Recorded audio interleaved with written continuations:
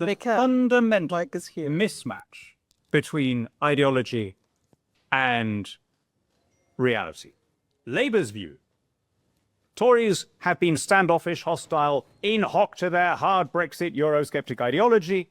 Therefore, there is a lot of low-hanging fruit. We can very easily get economic gains by doing the things that these ideologues, these doctrinaire anti-European nationalists refuse to do during the disengagement talks.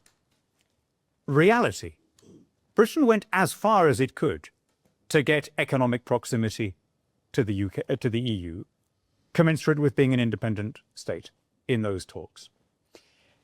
And the blocs are overwhelmingly asymmetric and on the other side. We can think of lots and lots of examples of this. The UK offers complete freedom for EU financial services companies and indeed other services companies to operate here with equivalence.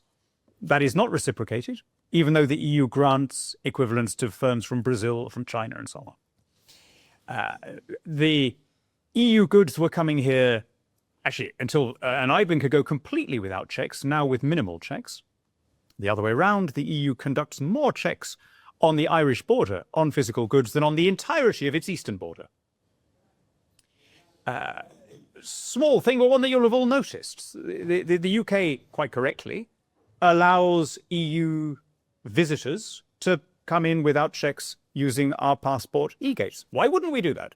We want our airports to work as efficiently as possible. We want visitors to have as good an experience as possible. That, as you will have all noticed, is not reciprocated the other way around, not for any technical reason, but in order to make a point. And one sees this again and again. Yesterday it was reported that the EU Defence Fund was not buying UK weaponry for Ukraine because it wasn't made in the EU. So when you have all of these foreign affairs experts saying in their extra grown-up voice, we need to be closer to Europe in defence, we need to work more closely with our immediate neighbours and so on, you'd think that all the obstacles were on our side. But of course, reality tells a very different picture. And so going into the talks, thinking that you're getting all these easy wins from removing these needless obstacles, and finding that there aren't any, what do? Well, you've got to find something else, right? You've promised your base by then that you're going to undo this Tory hard Brexit. And so you've got to find some alternative narrative to appeal to your core supporters, who I always now imagine as those people in curious berets outside the last night of the proms handing out the EU flags. That's the people that this is targeted at. And hence we've come to what I regard as the most self-defeating policy that we've had proposed since Brexit, which is that we should join the customs union. And I think in the minds of the people proposing it, I honestly can't imagine that they know what it is, or they wouldn't be arguing as they are. They think that the customs union just means more free trade, easier cooperation. For the avoidance of doubt, I'm all in favour of more free trade and easier cooperation with Europe as with the rest of the world, right? I argued before, during and after the referendum for a Swiss-style deal where we'd be outside all of the political institutions, but in quite a lot of the market. The Swiss would not in a million years join the customs union because they know that it would mean giving up all of their free trade agreements to no commensurate gain. And if that's true of Switzerland, which exports about 42% of its goods to the EU, about 52%, how much more true of us, where that figure is about 42%. Just for those who need refreshing on what the customs union is, a lot of people think it's like a free trade area. The customs union is a deal whereby all of your trade is controlled by a central authority. All of your tariffs vis-a-vis the rest of the world are controlled by that authority, in this case, the European Commission. Now, if almost all of your trade is internal within that customs union, arguably not that much of a problem. But it penalizes you to the extent that you diverge from the mean and that you do more of your commerce outside the borders. And that's always been us. In all the years that we were members, we were the country that did the highest proportion of our trade outside the EU. In fact, in most years, we were the only country that sold more to the rest of the world than to the EU. I think in 2 years of our membership, Greece was also in that category, but usually it was just us. So we were always more negatively impacted by the customs union than any other member state. This was actually the thing that held up our first two applications under Macmillan and under Wilson. It was the idea of abandoning free trade with the Commonwealth in order to join the EU common external tariff. So now, to say that of all of the EU policies, the one we want to go into is this one, to me suggests that people cannot have looked at what it is. This is the apotheosis of vibes-driven politics, of coming out with a slogan rather than a thought-out approach. One last detail on the customs union, because this deserves to be much more widely known. We have one example of a country that is outside the EU but in a customs union, that's Turkey. Turkey agreed those arrangements at the beginning of the 90s, thinking that it was a step towards full membership, in which case it would indeed have made sense. I'd be surprised if Turkey stays permanently in that situation, even though, as Milton Friedman used to say, tyranny of the status quo, lots of Turkish companies have learned how to make a good living out of the arrangements, however irrational they are. But even so, I think they will eventually quit for this reason.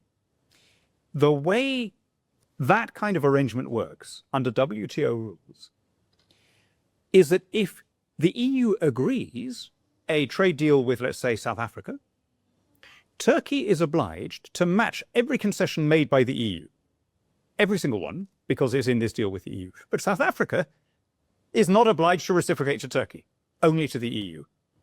Okay? And this is seriously what every Lib Dem MP trooped through the lobbies to vote for last month, and a bit more alarmingly, that Labour put out a whip to abstain on. So I am pretty gloomy when I look at the attitude we're taking in advance of the reset. I think we're approaching it in the spirit of a penitent, and I think that the mindset of Starmer and of the rest of the cabinet is that we somehow need to atone for the terrible sin of the 2016 referendum. And this is a very, very bad outlook with which to approach negotiations. We saw this in the absurd arguments about the defense union. Let me be blunt, we're not directly threatened, right? Given the geography of Europe. There is no realistic scenario where Putin has an army in Calais waiting to cross the Channel. We are investing in the defense of Europe because we care about the security and stability of our friends and allies. And yet, you'd think from the talks that we are the ones who are the demandeurs here. The EU approaches the whole thing as though we're asking for a concession, and ends up saying, we will only let you pay for our defense if you hand over your fishing rights, and then if you pay a steep upfront fee. This, it seems to me, is not the basis of a successful negotiation. So that is by way of setting the scene. I'm then just going to go around the table in this order. I'm going to ask for 5 minutes from each of the participants, and then I'm going to open it up to you. So I'll introduce each participant in introducing them. Robert Olds has been the chap who runs the Bruges group for, 20 years now, Robert? Well, 25. 25 years, how about that? So the majority of its existence, therefore, as an organisation. Robert.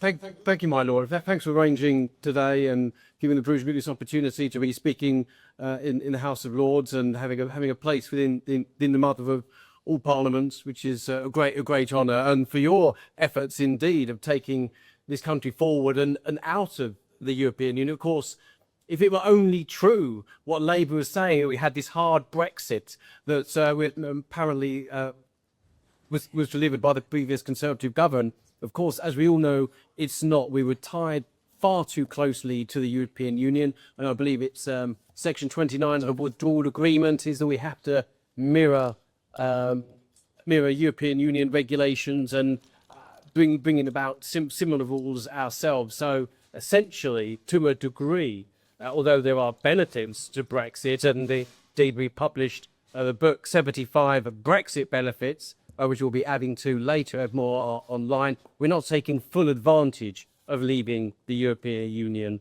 We are still far too tightly closed, tied to the European Union. And indeed, we are, in a sense, we are not in Europe, but run by Europe, to coin or paraphrase a phrase from previous generations. Now, of course, there are a number of geostrategic issues that the country faces, and we are still in a position, despite 10 years on from voting to leave the European Union and 5 years, as this meeting celebrates, of being outside the administration of the European Union directly, there's still no big picture amongst our politicians, is there really? Particularly the Labour government, whose idea is just simply to tie us closer to the European Union again. And there is the very real threat, as I imagine, of a lib-lab green pack that is wedded to the idea. And we need this geostrategic vision of an independent Britain. After all, we had that before with previous generations that created the greatest country on earth. The British Empire was a great contribution to the world and an enormous achievement. But of course, since joining the European Union, we took a major wrong turn. Lord Hannan has led the way, with others, of course, in defending the Chagossians. Understand part of the issue is that before we were in what became the European Union, we bought our sugar from Mauritius. They were our allies, they were our friends. We left, we cut off the market, they took themselves a wrong turn and became someone that's not a friend of this country. My understanding, Lord Hannan, is correct. We're paying the price for that now, as well as weak leadership. But there's other things that are wrong. The country has lost its way as a manufacturing power, as an economic power. There was more manufacturing industry. There is a greater share of our economy under Margaret Thatcher than what it is now. And we face a situation where Russia can produce more artillery shells than not just Britain or the European Union, or this in entirety of NATO, a country 140 million, can outcompete in production. NATO is a bloc of 973 million, plus semi-NATO countries such as Japan and South Korea. There are things that have gone very wrong in our country that need to be addressed. And part of it is the bureaucracy and is strangling us. It is the waste of resources on paying interest on debts, which amount more to our public spending in terms of health, in terms of education and defence. More going on debt. This is not a way forward. And there is a very real risk that Europe is indeed becoming undermined by other authoritarian powers that are hell-bent really on seeing the UK not do well. We are suffering from cyber attacks. There is not a proper defence industry. And armed forces has been cut and slashed. And our politicians think the only answer is to be more closely tied with the European Union. But that will lead to them essentially controlling our procurement, which is something that's already happening. And we'll see America push to the sides. Now, of course, it would be alarming if, I think, Germany were to see itself as the leading military power in Europe and taking forward that role, and as some German politicians do indeed envisage, but it's not realistic, would have been pleased to say there. But Europe is in danger of turning its back on the United States and forcing Britain to choose between Europe and America. And at this moment, I think elements of British politics would choose the European Union, even though that would push America, that has been absolutely key to be defending Europe from threats close by and further afield. It could also see if the countries such as China looking towards taking Taiwan, which is something that should alarm us. It's a democracy. It is absolutely vital in terms of semiconductors and microchips that we need, and to be undermining Europe through European Union bureaucracy and the damage that it will do and turning its back on the United States is only going to be emboldening countries which do not wish us well. And we need to be servers of that. Thank you very much. Thank you, Robert. That's great. I'm sure we will come back to that theme, I'm sure, in our discussions. Reem, we're very honoured because I think this must be your last public engagement before. So Reem has until now been at the Institute for Economic Affairs, but she's off to Washington, D.C. to do an exciting new job for Reason Magazine and the Reason Foundation. Yes, and you practically helped me get the job, so I've got you to thank. And thank you very much for inviting me here today, and also thank you to the IFC and of course the Bruges Group for the fantastic work they've done since Brexit, but also beforehand, talking about the real importance of free trade. Now, Brexit, when we just transport back to 2016, it was really about sovereignty and taking back control of our own government and ensuring that we elected those people and made those decisions. Now, I think that Brexit has given us an enormous number of levers, but we have not yet pulled those levers. And that is really the predicament that we find ourselves in now in 2026, 5 years and a month after we left. But what we're really seeing here is those particular examples of the government allowing themselves to effectively hold themselves and we're looking at those policies. So there are so many regulations that I could read out to you. I think some of the workplace regulations have been particularly restrictive in the UK, a lot of which have come from the European Union and our membership. So we were in the EU, we were politically a part of the European Union, we could at least have a conversation about what those regulations and restrictions looked like. And we left the EU and just kept them. We just kept them. We did not change a single one. We did not repeal many of those restrictions. And I actually think what's interesting in we're looking at trade, tariffs and quotas, those particular restrictions that are taxes on ourselves. We are imposing on British consumers increased taxes. And a lot of it has come as a legacy of our membership of the European Union. I actually first heard this from Dan. I'm half Moroccan, and we currently import tomatoes from Morocco, and we impose tariffs and quotas on them, which is a legacy of our membership of the European Union in order to protect Spanish and Italian growers. We left the EU and we didn't repeal them. We have just kept them in place. So British consumers are still paying higher prices for Moroccan tomatoes than they otherwise should be. And that is just one example of many where the government was low-hanging fruit, I think is the so dandishly said. It is one example of many where the government have made it extremely difficult to trade with other countries. Now, let's be very clear about this. Free trade makes us richer. Free trade allows us, as British consumers, to buy products from other countries that are made more cheaply, perhaps made more efficiently, and we then get to access them. We can choose if we want to buy a product that is produced in Britain, or if we want to buy a perhaps cheaper product produced elsewhere. It makes us richer, it enriches consumers, it lifts billions of people out of poverty, and that free trade is a principle that is discussed from the Enlightenment. These are ideas that came from Britain, and they are ideas that we have abandoned. Brexit has given us so many of those levers in order for us to be able to repeal them. What we have now done after Brexit is also make things worse. So we've kept all of the legacy regulations and restrictions. We've kept so many of the tariffs and quotas. And a lot of the free trade agreements that we have negotiated have been not necessarily as exciting as I think many of us would have hoped. I think the one example is the free trade agreement with the United States. It could definitely go much further. And when we're looking at for example, the CPTPP, that is an mouthful, it gives us huge market access. And I think what's really exciting is the opportunities that we can reap there. But then our domestic government has made things worse. So we're talking about introducing things like official ID. So even further surveillance on who we are, where we've been, what we've been doing. We're looking at the Tobacco Invader Bill, trying to restrict what adults of the future can do, treating adults of the future as though they will be children forever.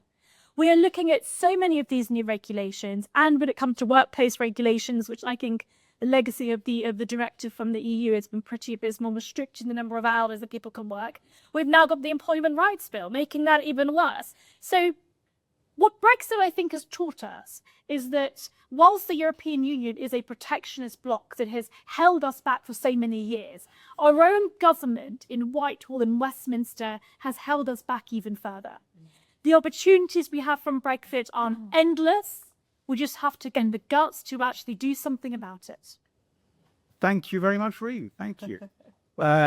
So next I turn to Victoria Vdovichenko from Ukraine. She's at Cambridge with the Centre for Geopolitics and with the Future of Ukraine, is it? Exactly. Future of Ukraine. And She is particularly an expert on hybrid warfare, communication, and so on. Victoria. Thank you so much, sir, and thank you absolutely to all of the organizers and to you personally to run this event. I'm slightly in the awkward position because we as Ukrainians, we are applying to the EU. It's in our constitution, right? And we are, there is a story behind that, obviously, how we are working with the EU and how we are working with the UK, especially since 2022, but even before that. And it's a part of the job intake. So you're absolutely right. Putin would like to invade kinetically any of the country for a moment, but hybridly, for sure, the attacks will continue and intensify. And UK is one of the countries and examples. Your intelligence is reporting together with other countries' intelligence about that. So the threat is coming in the hybrid way when there is a combination attacks. And these Louder if you can. Sorry, I thought the mic is working, no? All right. It's for recording. It's for recording. Thank you. So I'll try to be speaking louder. Is it better now? Fantastic. Thank you for advising. You see, that's how partnership is started, with the small things, even speaking louder and about the things that are important. Point number 2. The previous government of this one started with the advancing what we say 100 years partnership between Ukraine and UK, and then it being signed by this government, which we absolutely looking forward to enhance. One of the sectors which is of the strategic importance, not only defense, is on the freight trade or free trade. It's a pillar number 4. And that's why we also believe that whether it's 100 is a big amount of time, I must say, but at the same time, it's set in stone, something which we say strategic. Strategic in the corners of understanding what the new type of partnerships that not only Ukraine, but also UK might be looking into. Coming back to the EU and why we are still advancing the European integration, and that's why we are slightly different. You mentioned, sir, Turkey, which is absolutely perfect example how it started its negotiations, or let's say association agreement, and then stopped. But Turkey, is in NATO. Ukraine is not in the EU and not in NATO as per beginning of 2026, even if we are contributing to the joint defense capabilities as we are, not only kinetically, but also hybridly in this sense. And most importantly, we are contributing with the safe and defense by our people. The moment that I'm sitting here, there are millions of Ukrainians who stand behind me. Because the beauty as it is to be here in this absolutely amazing room, there's not so much of the possibility of many Ukrainians to see that. We're on the brink, especially that I'm from Kyiv, we're on the brink of a humanitarian catastrophe as of January 2026. And it goes beyond any of the discussions where we're in EU or not. We would like to say that it's not only safe, it's not human to be on the brink of any of the humanitarian catastrophe at the beginning of 2026, when we are thinking about new partnerships, new type of the free trade, when we are thinking whether we have a heating or electricity and for how many hours per day, if that's possible. I'm looking actually forward if this 100 years partnership agreement will actually become more human to human. Pillar number 1, because I'm coming from Kyiv, but also I know many other regions and cities in Ukraine. What about if we enhance city-to-city cooperation? We just started in the 90s of the 20th century, but I believe now can have a new wave of the opportunity, especially if we are thinking about production lines development on this territory in the UK, in sector of security and defense. What if we expanded also to understanding how of other of the educational program we can establish? Because that's important for all types of the generations. I mean, those who are starting from 0 to 5 and then till 100, as we say. That will be a really brink of the partnership as we speak. I'm working a lot, of course, with the military people because they're all of my friends. You will not find in Ukrainian army now with those who are my professors, colleagues, because I'm from Ukrainian university, those who are my students, those who are my relatives and friends. And we believe that the UK, we do feel and see you as a strategic partner.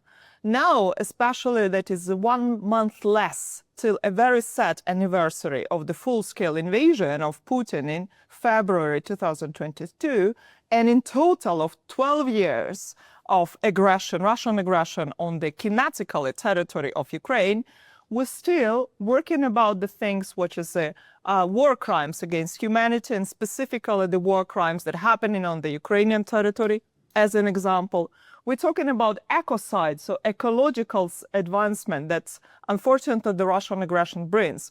And ecology doesn't have borders, and that's something it brings. It's a common understanding of how our future will be.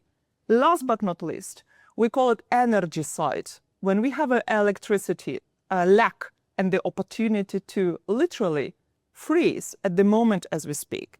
Last but not least, sir, I bring a lot of emotions in my speech, but at the same time hope that of understanding that Ukraine will continue its efforts in the EU or European integration. It will not exclude us to be a very strategic partner with the UK, taking into account that we have some imminent threats that come in from kinetically Russian Federation, but maybe also might come in different countries as well.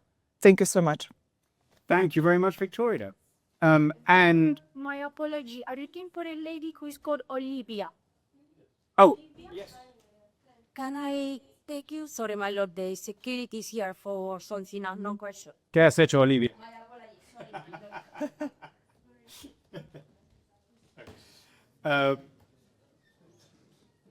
And thank you very much, Victoria. And now it is my great pleasure to invite to round up for us my Telegraph colleague, Anne Elizabeth Moutet, who's had a distinguished career in journalism on both sides of the channel, regular broadcast contributor, and currently with Unheard and the Daily Telegraph. Anne Elizabeth, please. Thank you, David, and Dan. That starts very well. I come, well, we're journalists, and the best editor is the one who say, oh, you'd like to write this, it will annoy the readers, excellent, do it. And so I've come as a sort of irritant in this conference, because I'm a French woman, as you can hear. I've lived in Britain, I love this country, and I'm not sure I think Brexit was a good idea, but certainly what I'm going to try and explain is why it worked so badly with Europe and why Europe felt so vindictive about it, and especially les Français, the French. And it's important because I think, I understand that you say that you tried to give as much as possible and it was not accepted, but it ought to have been taken into account that many European countries, not all, but certainly my own country, France, saw this as a complete sort of, it's the worst possible divorce. How can these people reject us? It's a narcissistic wound. It didn't help that, it really is. It didn't help that we, 1 year after the British voted for Brexit, we got probably the most narcissistic president in the whole history in France of both kings and presidents, and who decided that he would be at the forefront of the battle to explain to anybody else who might like to get out of the EU how terrible it would be for them. So that Britain was made into an example.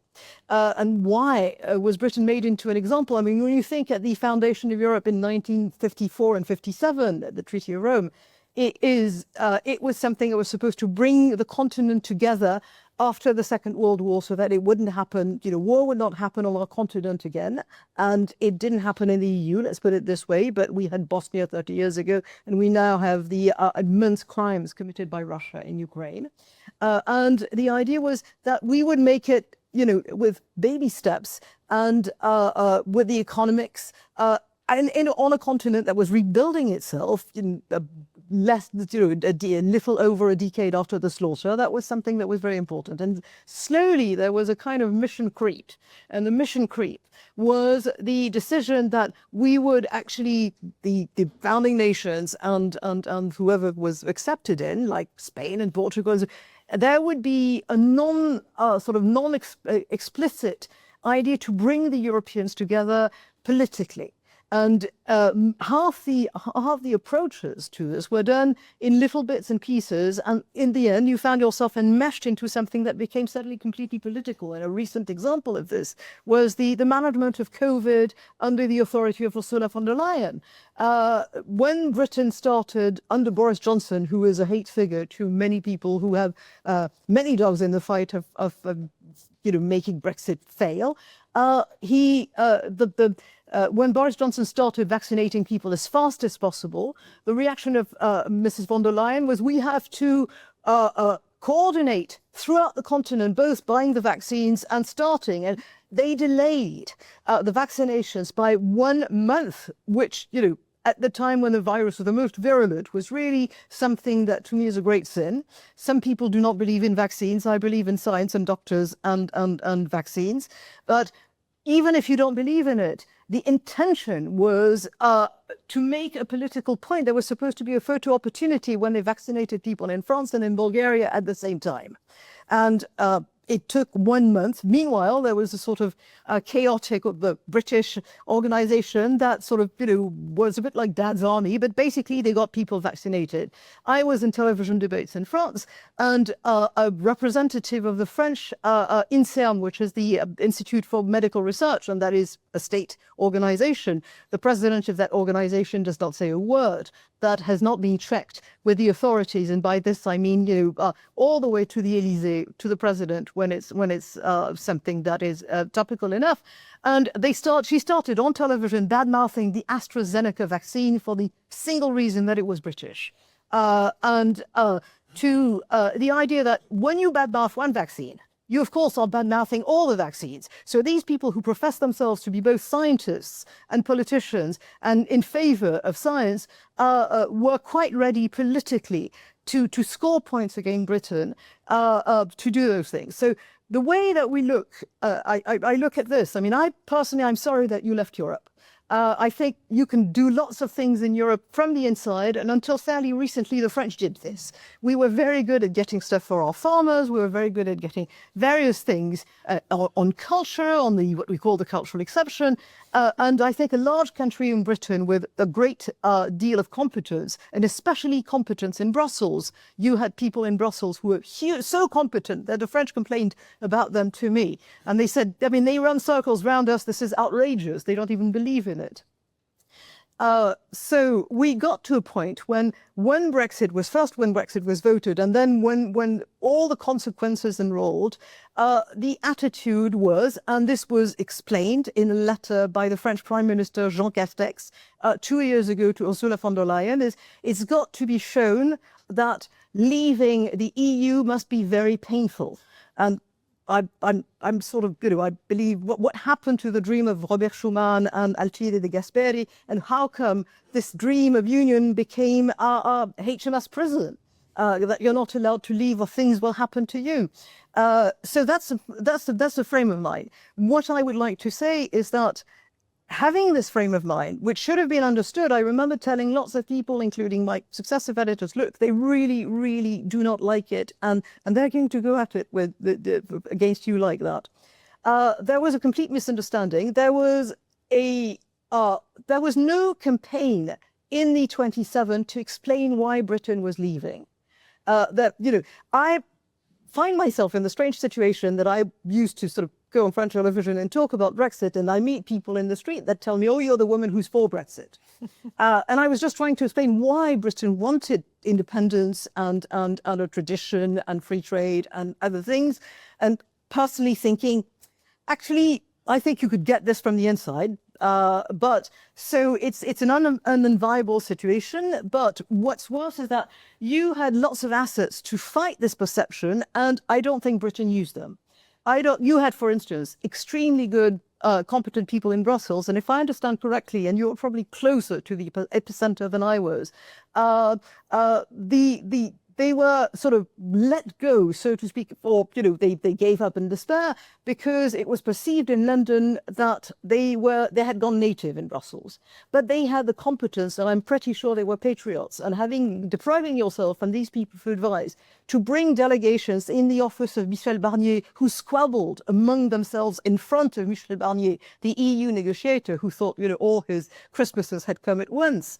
That was part of the reason why they said also there's no fair play in sort of European diplomacy, and essentially if the other side shows weakness, wonderful, go for it. this is, I mean, there are more things that I could say about this, but I think Brexit has been badly explained to the Europeans. There has been, and there still is today, this fear that it would create a contagion on the European continent, and that was dangerous. And it's got worse than we've got, you know, a number of populist prime ministers across Europe. But it's certainly, if you take France and you look at France today, you can see that Frexit is no longer a theme in French politics. There's a single French politician called François Asselineau who got, I think, at the last presidential election, 1% of the vote. And that is a success by Emmanuel Macron and all the people who decided that Brexit was supposed to be shown as stupid and inefficient. And that was obtained by playing dirty. I'm not saying that there weren't things to negotiate all the time, but I think there was naivety, and there was, even if you believed something else than the guy at the other side, you had to understand what was the process in their mind that led them to believe that, which is the same thing from both sides, because certainly a great deal of the motivations of the Europeans were not understood as well. I'm sure we're going to sort of talk about other things. I had prepared other things, but I thought that would be... Jules, come on to... Yeah, I just put a question actually to our last two speakers, to Elizabeth and Victoria, before I open it up. Let's say that all of that is true, that Brexit is regarded as a hostile act. Britain is therefore not seen as a potential ally, but as a recalcitrant province that needs to be used as an example against others. And that, as you say, Victoria, Ukraine has decided to go in with all this. Explain to people in this country why we should send a penny or a bullet to Ukraine. What's in it for us? Oh, is it? Also, that's principles? But I'll ask you a question. Who wants to go first? No, one of the reasons why I'm an Anglophile is that my father was here, and he arrived on the 19th of June 1940 after France surrendered to the Nazis, and literally he was liaison to a British brigade all the way to Brest. They got to Brest on the 17th of June. They happened to hear Pétain's speech explaining that now was the time to down arms, and he said, I haven't got my money's worth, I'm off with the Brits. So I think, you know, if you attack civilized people on our continent, it is our duty to help them. I don't think politics go into it. I'm just because I'm a historian in the background, and I love this history of how London was bombed. You know, I'm sorry that I using the word loved, but it's also your history, and I think history of this kind of things shouldn't repeat. Not in the 20th century, not in the 21st century, where our principles are. Yeah. I do believe in the orientation of the course, that we should learn the lessons from the history and basically advance them. That's why we believe that we are living in the 21st century as per se. Maybe I'll stop here, but at the same time look at that, at the idea of why UK shouldn't send, let's say, any of what you did, humanitarian, economic, military, and many other of the political support. And that because you were out of the EU, and that we appreciate, you were faster and quicker in the decision making for the moment. I know we can debate about Boris Johnson. Believe me, I know this debate. We love him because he was faster and quicker in promoting that at the very urgent moments when it was very much needed. And no one could believe that it was happening on the... It's an interesting one. I mean, it seems to me that is obviously the answer, that you have to uphold certain principles. But I was very struck during the disengagement process, talking not just to our politicians, but actually even to some of our officials who hated Brexit, that they felt that there was no recognition, no knowledge even in their European counterparts of Britain's defence commitment in Europe. Romania, for example, basically doesn't have an air force. The RAF is the Romanian Air Force. It responds to Russian incursions. Did that translate into any goodwill in the Brexit talks? No. Poland, Estonia, Finland? No.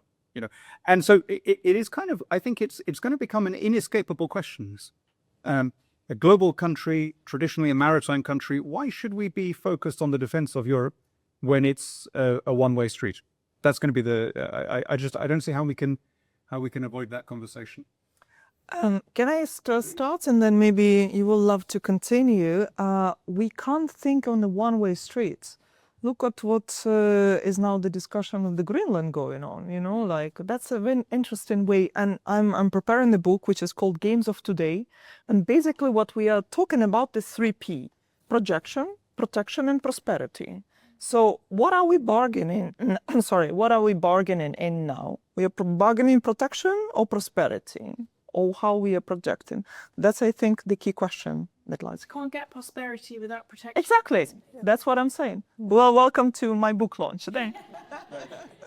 Okay, we've got another half hour and a bit, and let me open this up to. Yes, please, go on. Yes, thank you, panel. It's Tim Scott from the Free Law Association. Some of you may remember our previous campaign, Better Off Out, which I'm sure Daniel will remember. And we still got the Twitter account, by the way, at Better Off Out, and it's still going. You just it'll snagged we're gonna make too crowded. And we're going to be doing a conference up here on May the 19th, I think, about restating the case for Brexit. And our fear is that we're losing the narrative over Brexit, and the Brexit's being chiseled away. We've got the levers, we've got the powers, but we seem reluctant to use them. And I liked your comparison about Starmer being penitent sinner, going in sackcloth and ashes to Brussels. But I'd appreciate the panel's views on whether we are we losing the Brexit narrative. I mean, I fear we are, and you know what can be done about it. Read. Well, the narrative is, as Dan mentioned to start, the narrative is that we left the European Union and that was a mistake, and that the people that voted for Brexit to fully understand what they were voting for. And I mean, extraordinarily patronising to effectively say that half the population didn't fully understand how to vote and which way they're voting.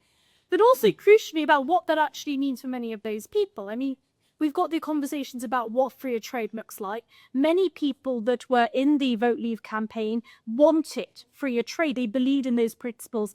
They wanted lower taxation. And what is the situation we are currently in that this government and the last government have put ourselves in? Public spending as a proportion of GDP is now 45%. Half the economy is the government. How can we expect ourselves to get any better, to grow even sort of the significance above 0.1%? We're looking at our American cousin growing at 3.5%. It is our own fault. We can no longer blame the European Union themselves. And so the argument doesn't need to be one for Brexit itself. What the argument needs to be one for is for what a freer and more prosperous Britain can look like and how we actually get there. We need to be making the argument for smaller state, for freer trade, for lower taxes, for what you might call libertarian or conservative principles. We have the levers here because Brexit gave them to us. It is now our job to go and pull them. And that is, I think, the key point here. The other aspect of this is the specific part of Brexit and the negotiations that have meant that actually a lot of the legislation we're putting in aren't compatible. So one example is the tobacco and vapes bill I mentioned earlier, which will incrementally increase the age of sale of tobacco from with anybody born after the 1st of January 2009 will no longer be allowed to buy tobacco products. It is infantilizing your future. It is effectively saying the children future will be treated as though they are adults forever. Now, interestingly, there is EU directive that says that tobacco must be legally available for those over the age of 18.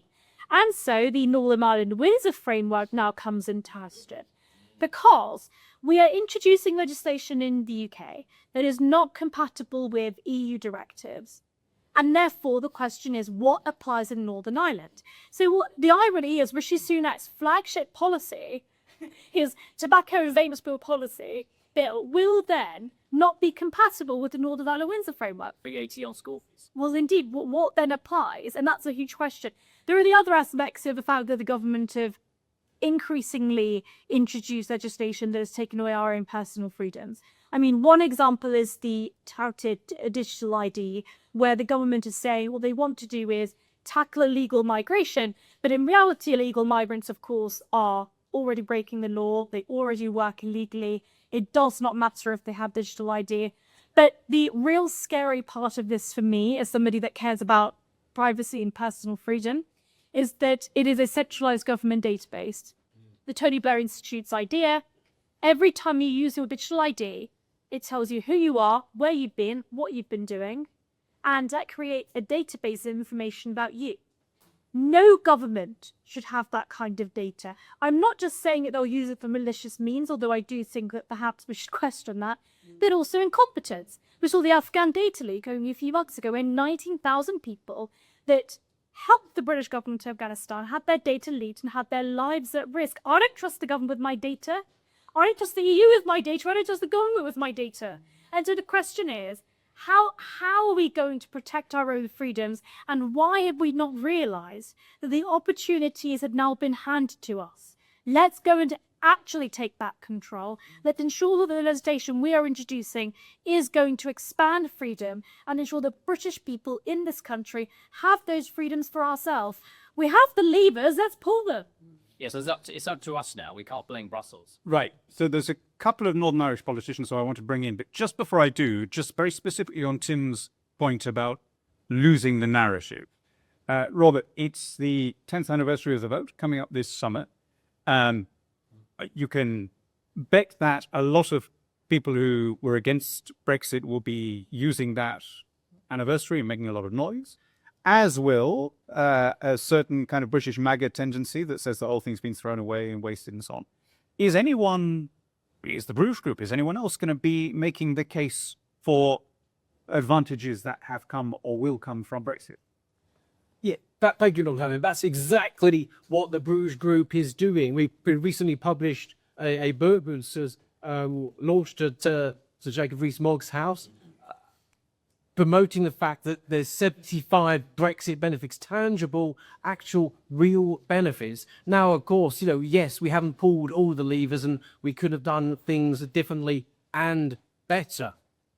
But there are actual benefits that were delivered. Of course, since then, someone's cat died since Brexit, and of course, it's the responsibility of Brexit. I'm sorry about that one. Okay, we were wrong there. That's the situation we're in. Yes, we had high inflation since leaving the European Union.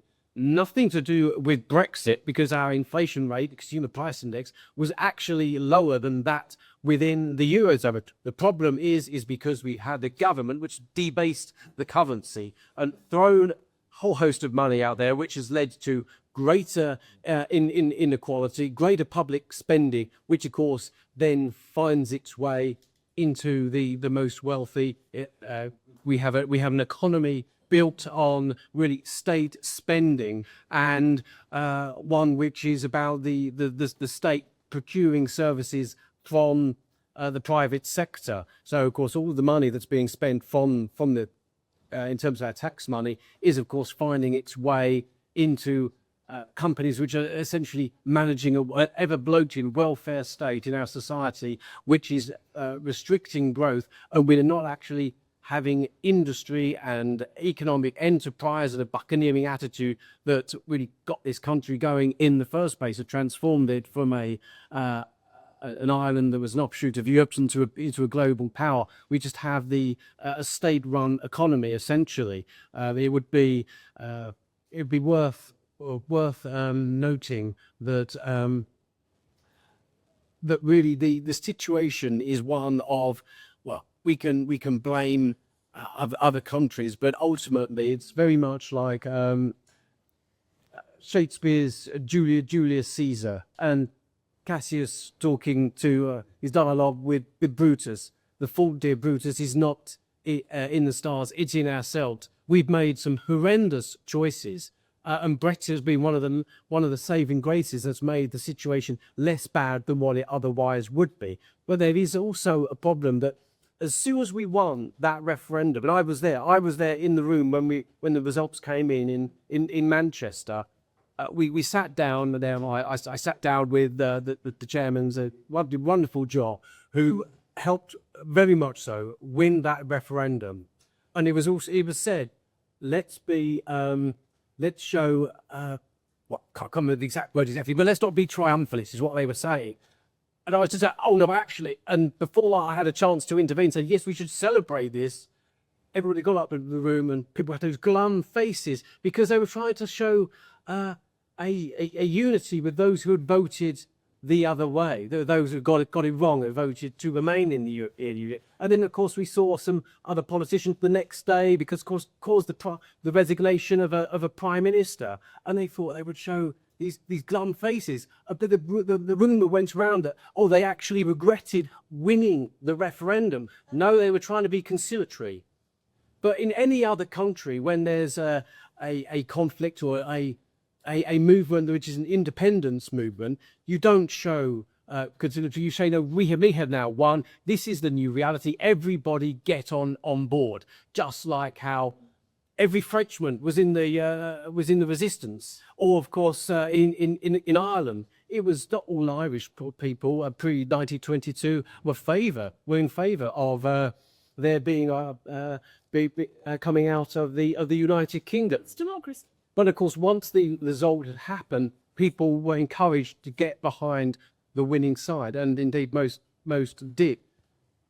That's where part of the problem is. Part of the problem is we haven't been celebrating it. It's come to ordinary people to be raising the flag, raising the colours, so to speak. There's been no leadership in that, other than those who are willing to speak up, and those who we wouldn't necessarily wish to partner with. But also, there's also the problem is that the leaders we put in place didn't actually believe in Brexit. Every single prime minister we had, bar Boris Johnson, who didn't perhaps remain as focused as he should have been, hasn't actually believed in Brexit. And that's the problem. And so they went into negotiations with the European Union believing that the EU had all the cards. And that was what Theresa May had said in the run-up to the referendum. The EU has all the cards. They were signing, they were fighting a battle that they had already decided in their own minds would be lost. And that's where the problem is. And so we weren't particularly proud enough. We weren't willing to say, yes, we've won, let's get behind this new Britain and have this new, go back to where we were in terms of our vision, our global free trading vision that made this country so successful. And we've been apologising for Brexit ever since, and not celebrating the many Brexit benefits that have happened, nor, of course, saying to the European Union countries and people like Michel Barnier, this is what we want. Of course, we had a prime minister that didn't know what she wanted, and that's one of the big problems. So now we're in a situation where people have this myth has gone around that Brexit has caused a whole host of problems and has been a failure. But it's completely not true. We're actually celebrating that in the run-up to the... So, and indeed, that myth you can see in the opinion polls, right? So we've now got all these think pieces saying Labour should have a snap referendum and go back in. Now, I think where all of those think pieces go wrong is that they mistake opinion polls, again, for what would happen in an actual vote. There are three reasons why I think you can safely ignore what the headline opinion numbers are telling. Number one is what they said in the run-up to the last referendum. We saw how that worked out. Number two, there's what pollsters call loser's premium. A certain chunk of any electorate is grumpy, is anti-everything, anti the status quo, anti the government, anti the EU, anti their ex-wife, anti their boss. And whatever goes wrong will be kind of hung around the neck of the status quo. And so that, if we had voted to stay in, there'd have been an awful lot of, oh, you promised this, right? That was always going to happen. But why it was extreme in this case was because of this coincidence that nobody acknowledges, because I think there's a lot of bad faith arguing on this, which is that the day that Brexit came into effect, 31st of January 2021, was the day, 31st of January 2020, was the day that we had the first 2 COVID cases in the UK. And so all of the costs of lockdown, all of the costs associated with paying people to stay home for the better part of 2 years, which people who backed lockdown didn't really want to admit were the consequence of the policy that they had been demanding, kind of got mixed up with, oh, this is all the cost of Brexit. Even though, other countries in Europe that had had similarly severe lockdowns also suffered the same consequences, obviously. And that is true when you look at trade figures. And when you look at trade before Brexit and after Brexit, and trade between the UK and the EU and the EU and the UK, Basically, nothing has changed. And when you look at what has gone down, it is basically the pandemic. I mean, you look at the trade figures, it is exactly those numbers that you see. But there's one other, come in, have a seat. But there's one other effect that I think is another reason why we should ignore the figures, apart from the losers premium, which is when we were in the EU, bad stories in the EU dominated our front pages, right? We were regularly reading about fraud and wastage of money and abuses of democracy, and so now, yes, the determined hunter after news can find them in the inner pages of the Times or whatever. But how much coverage should we give to, a Middle Eastern government handing out briefcases full of cash around the European Parliament? I mean, that would be a huge story when we were members. Almost, or the row between Poland and the EU about striking down their national constitution, or the bad economic performance of Germany. Or these things would have all been, when it was our problem, really, really big stories. Now that it's not our problem, I'm glad to say, can afford not to take such an interest in them. But in the event of a referendum, you can bet they would all be back on the front pages. Right, I just wanted to bring in the two Ulstermen first. So let's not talk about the numbers of French who were on either side. But one of my favorite statistics from 1960, or maybe not my favorite, it's a rather grim statistic, but it's a very telling statistic and shows how history can be rewritten. More Southern Irish Catholics died in 3 successive days at the Battle of the Somme in British uniform than participated in the near contemporary Easter Rising. Total number of people involved in this rising was about 1,200. How about that? You would not think that from the iconography today. Right, Nigel, I saw you first. Hi, Brent Understand. Nigel Dawes, member of House of Lords. When we talk about Brexit 5 years on, and the title of the publication is the UK leaving the European Union, of course, you've got to face up to the fact that central to Brexit in the UK is that the UK has not left the European Union in totality.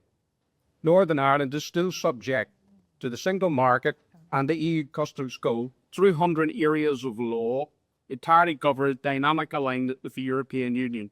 I mean, a devastating effect in terms of the economy of Northern Ireland. Our trade is with the rest of the United Kingdom. So, as Dan mentioned, the international border arrangements which now apply for trade between Great Britain and Northern Ireland, absolutely outrageous economically and from a constitutional democratic standpoint, where people have the laws imposed upon them in part of the United Kingdom in the 21st century without any say, either here or at Stormont. So outrageous. Longevity, and any British government that was prepared to sign up to that should hang its head in shame. Now, the effect of this is not just in Northern Ireland, but the effect now is that this is being used to ensure that the rest of the United Kingdom aligns with the European Union in order to prevent further restrictions on trade with no land. And we've seen it in a number of areas that you mentioned, tobacco, dates, though. We've seen it on legacy legislation and human rights, equality. It's not just about trade, it's about these other areas as well. So is it not the fact that until the UK government, and we've talked about sovereignty and what's at stake in Ukraine, the sovereignty of the United Kingdom is at stake.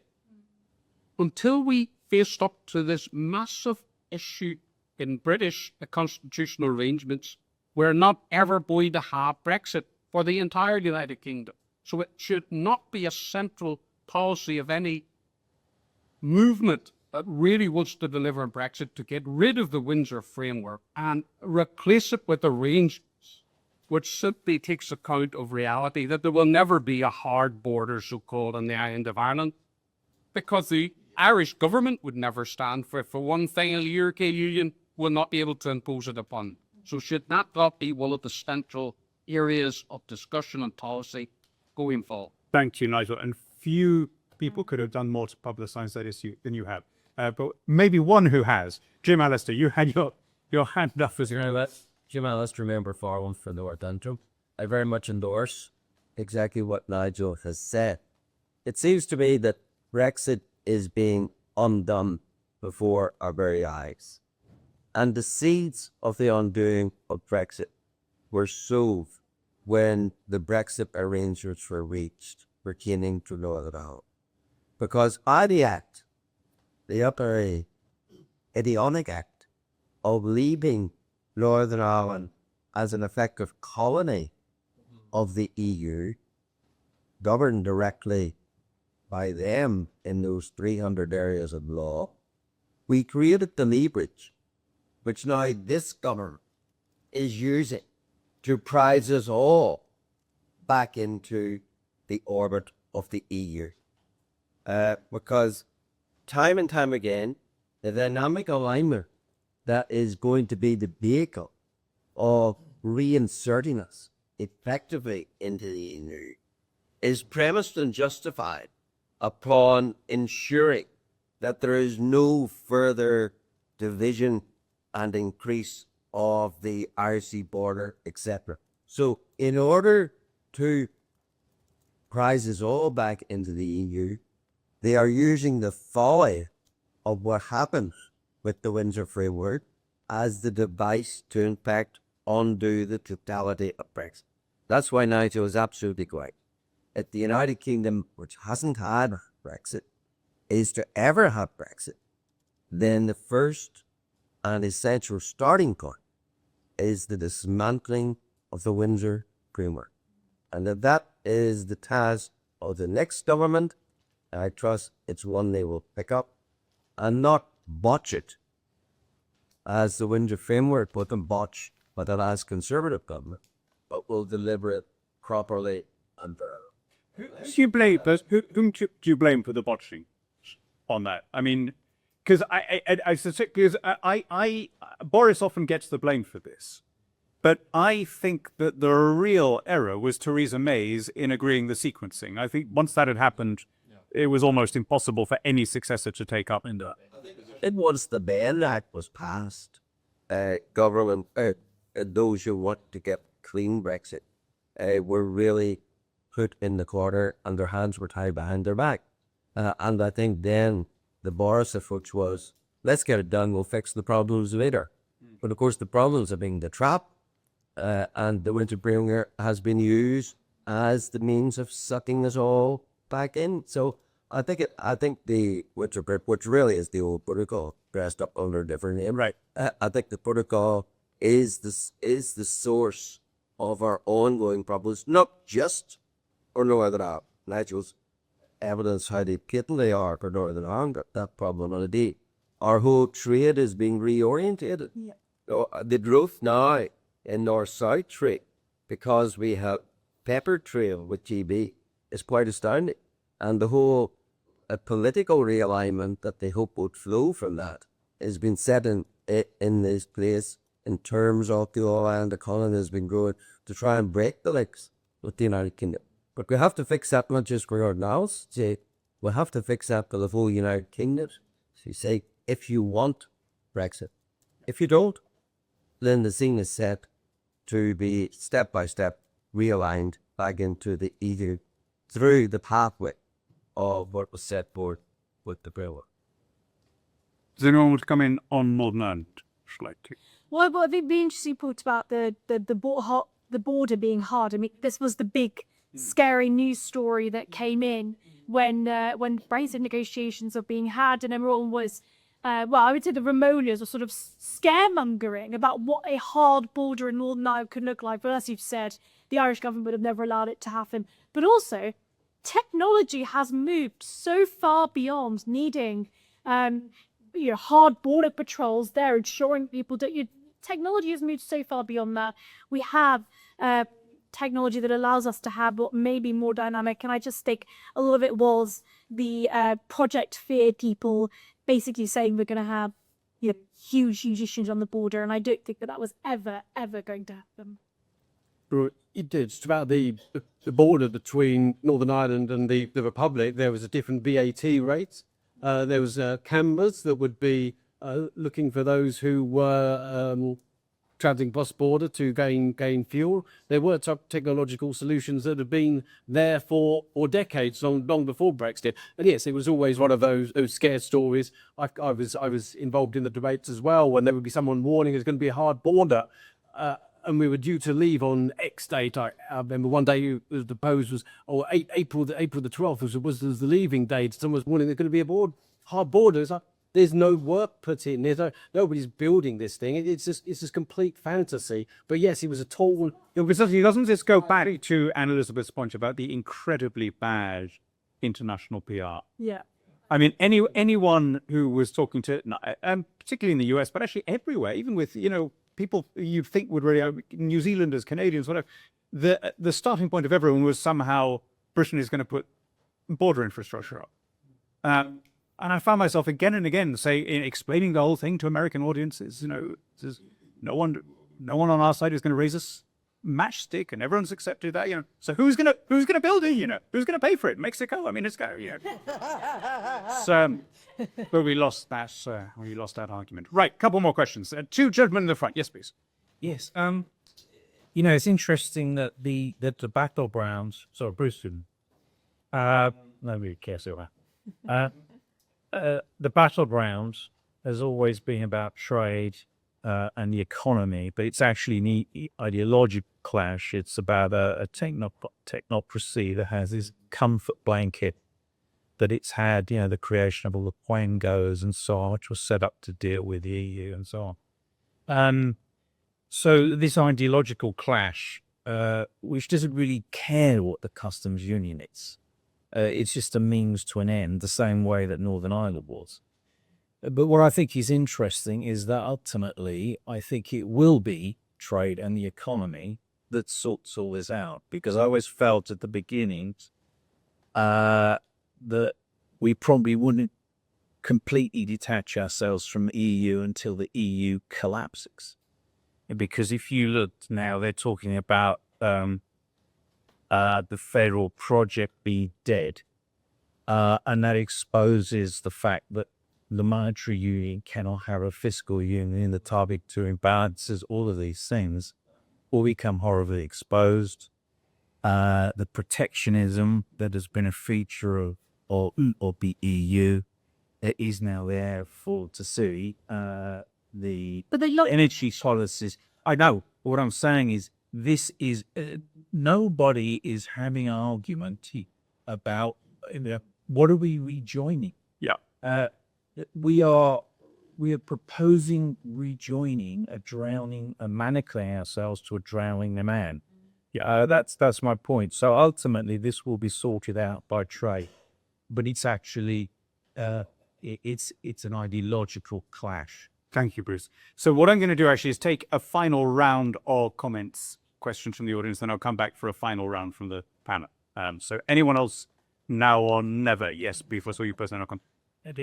Jury I've fairly for myself. I was in the city for most of my life, so it's a director of one of the big Besson bricks. I think, by the way, some of what we will say is that we won the war but lost the peace. Yeah. We talk as Not yet. Can I say not yet? As the Ukrainian, I say not yet.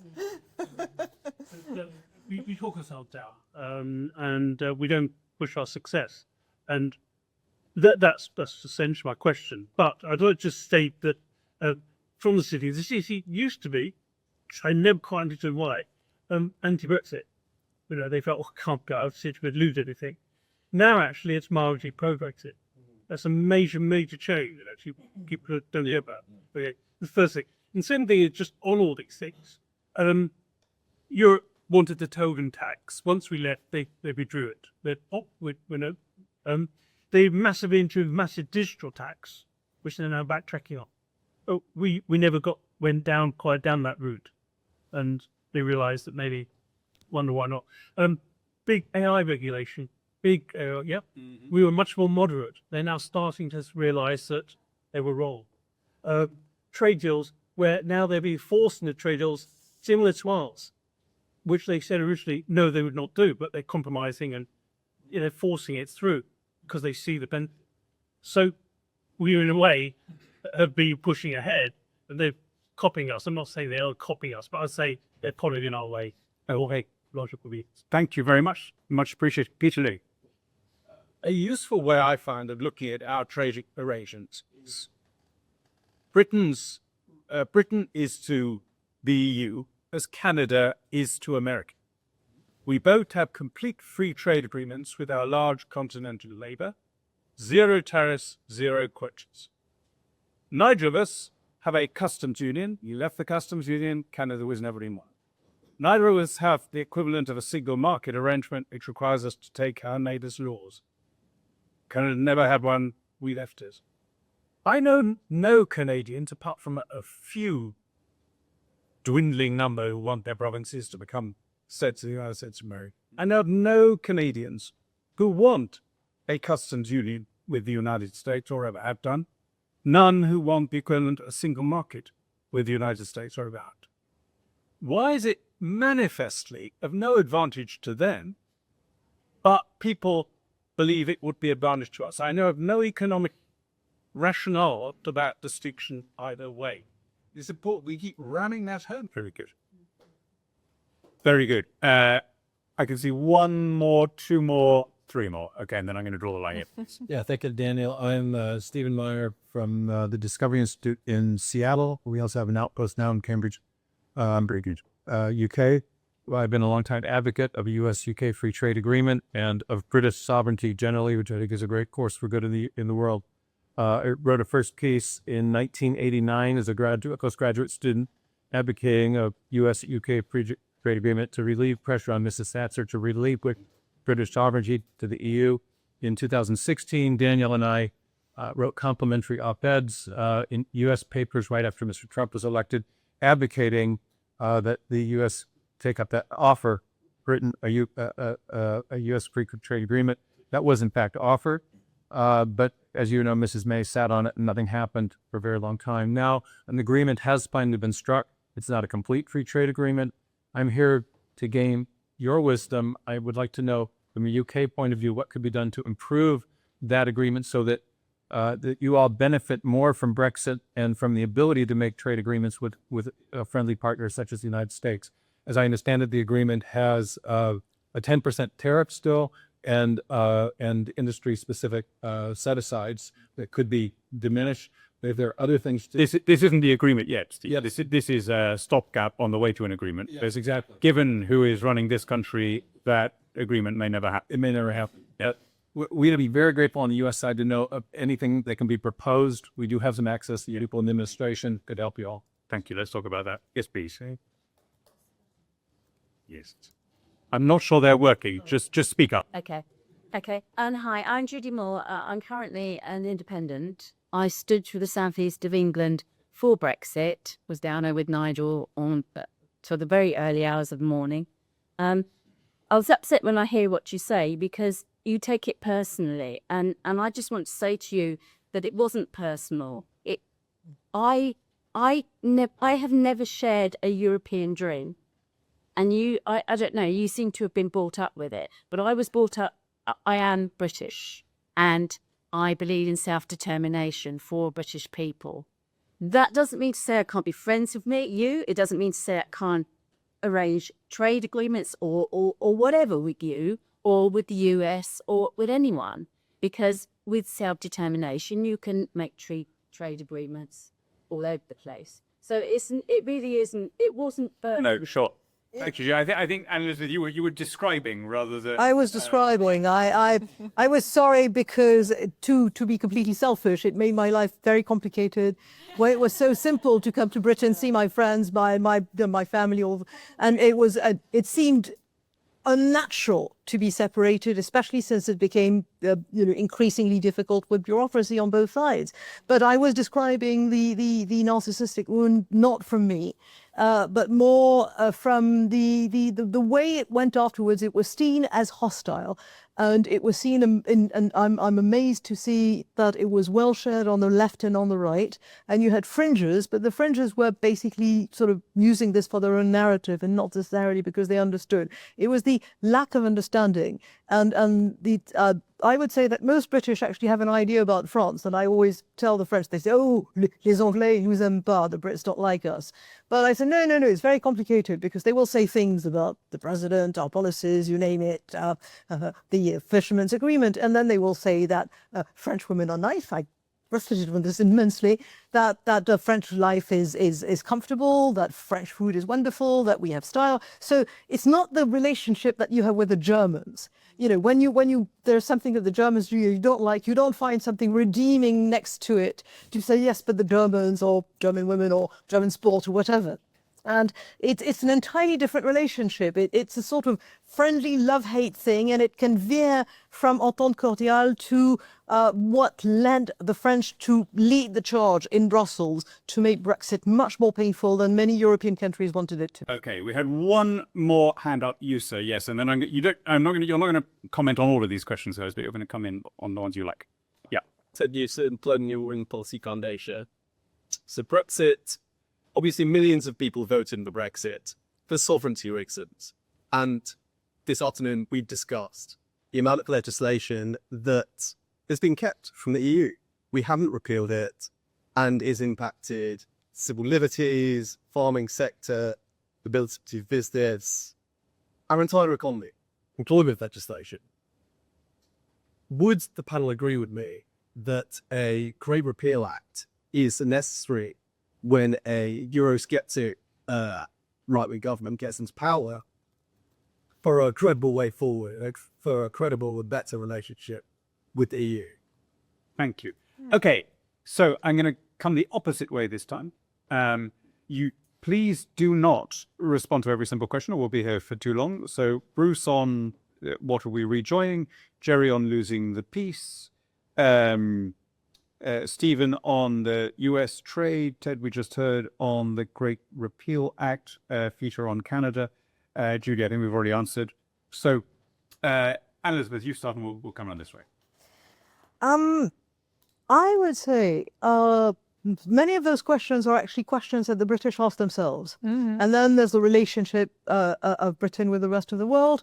And again, I'm so glad that we have a Ukrainian participant, because Britain showed what it could do in such a steadfast way, which was an example and would be one of the ways to make things at least sort of go back on a footing. It is, I mean, if you look at the two military powers in Europe until very recently, where you've got Poland and of course Ukraine, the two military sort of countries were France and Britain. We had about the same power of deployment of soldiers on about, we could send out 15,000 people in various places. We were very complementary. Having sort of thought about various things, the British and the French have allied themselves on technological, especially military technology.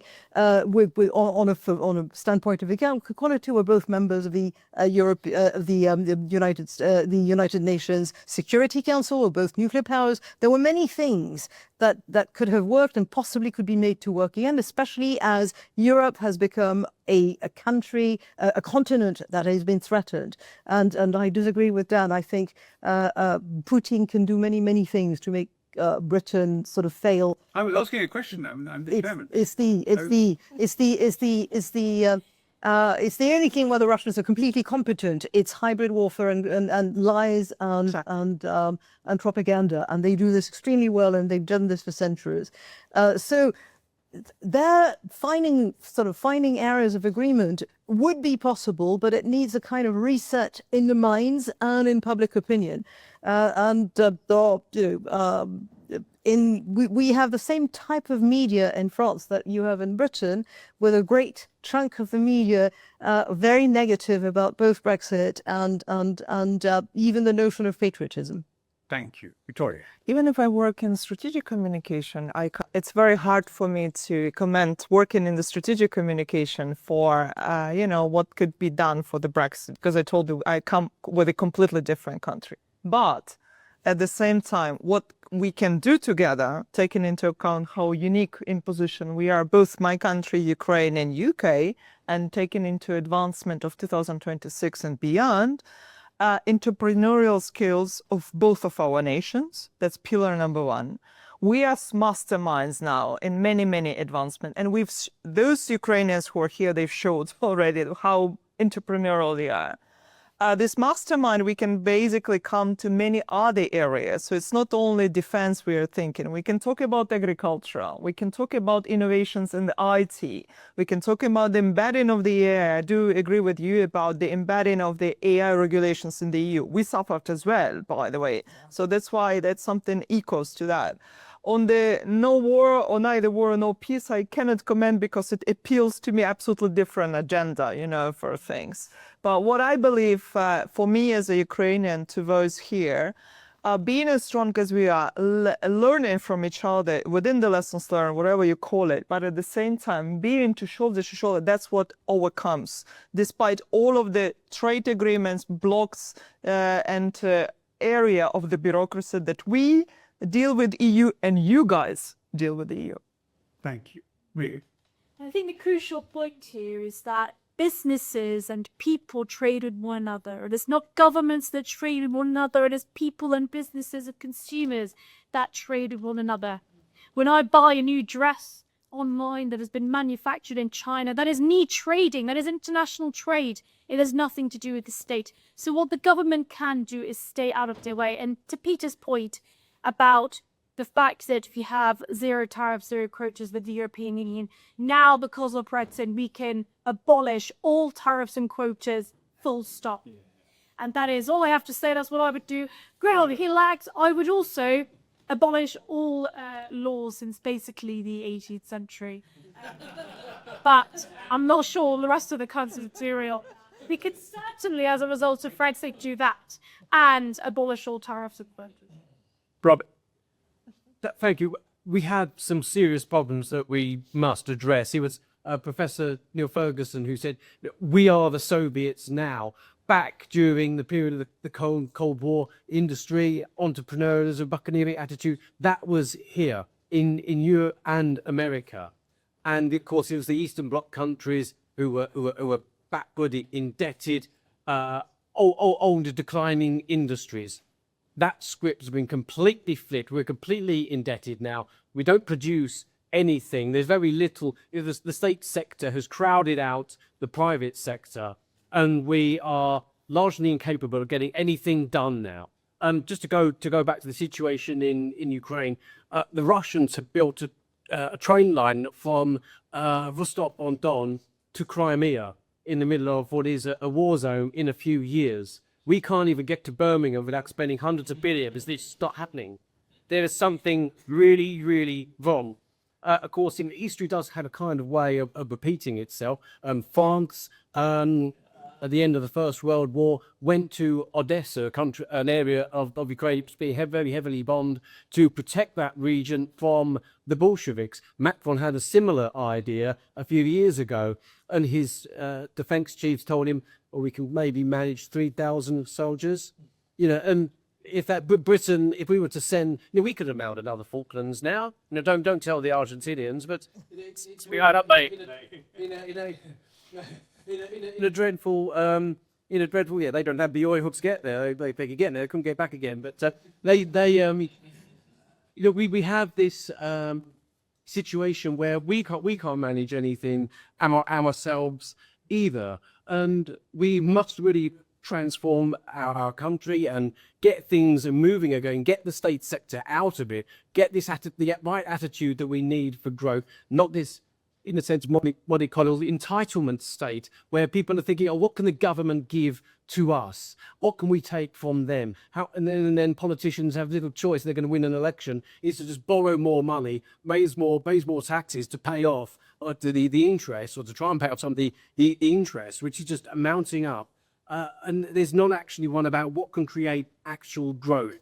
And we're in a very dangerous situation, and of course it might be somewhat overflown. I did actually read an article in a scholarist journal called The London Economic about a year ago, and it was actually saying that Putin was threatening to attack France, and I read that and I thought to myself, is that actually pro-Russian propaganda? Probably. So I'm just going to draw a couple of thoughts together in the following sentiment. And it's odd that this should need to be stated, but given the state of our debate, evidently it does. Brexit on its own was never going to add or subtract a farthing from our national wealth. What Brexit did was to remove constraints and allow us to make different choices. And our prosperity and success was always going to depend on what choices we make. Now, I have to say, I have been very disappointed by some of the choices we made when we had that freedom back. Does anyone know what was the first use of our newfound freedom in financial services the day we came out of the MiFID system? Do you know this, John or Jerry? I was here. We saw site in the capital. Correct. We increased the amount of capital required to be held by banks beyond what it had been when we were EU members, right? And it was kind of emblematic of everything that was to follow. That was on day one, because we took the power from the European Commission and we gave it to risk-averse British regulators without any intervening democratic interference. So we've, if you like, internalized that nearly half century of bureaucratic dirigism from the EU. And maybe the most extreme example of this has been our unwillingness to be ambitious on trade. We're the country that invented free trade, both in theory and in practice.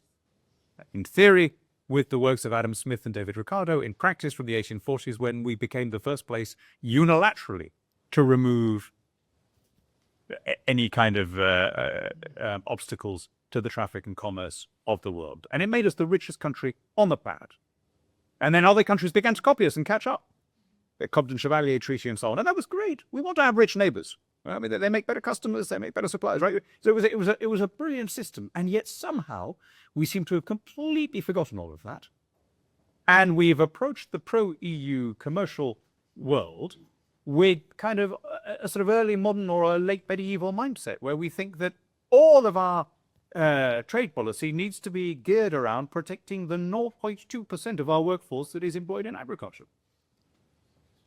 And where we are whipped up against anything that looks different or new, or washed chicken, or delicious US beef or whatever it is. And in that situation, we are just not going to take advantage of the opportunities that we had. These huge vistas have opened up in front of us, and we are cowering on the doorstep, having left the EU, unwilling to take that step out. The fundamental argument for me for Brexit has not changed. The EU is shrinking in proportionate terms, almost shrinking in absolute terms, as in at least per capita, certainly Western. But the rest of the world is not. And this is not just about developing countries catching up. Canada, New Zealand, the other, South Korea, these places are doing extremely well because they have avoided the worst of the expensive energy, high regulation, high tax, high spending model of the EU. Brexit was our opportunity to reorient, is still our opportunity to reorient and raise our eyes to those more opulent and more distant horizons, and rediscover that global vocation which used to define us as a country. But so far, we have not seized the opportunities. And I think there's really an element of incredibly bad luck that, because the country was furious with the last government for lots of perfectly understandable reasons, lots of self-inflicted errors, and also, let's be honest, because they were angry about the cost of lockdown, which every party had supported. They didn't like it when the bills came in. Because they were in such a rage, they didn't really look very closely at what the alternative was. I don't think anyone who looked in detail at Keir Starmer's career could honestly claim to be astonished by what he's done since, but nobody bothered.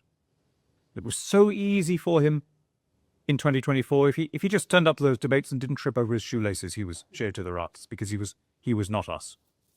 And therefore we've lumbered ourselves, I'm afraid, at the worst possible time with the worst possible leadership. And until that changes, I don't see any of this improve. On which cheerful and optimistic note, I thank you all for coming. I appreciate you all taking the time to come here. And would you all please thank me in joining would you all please join me in thanking our four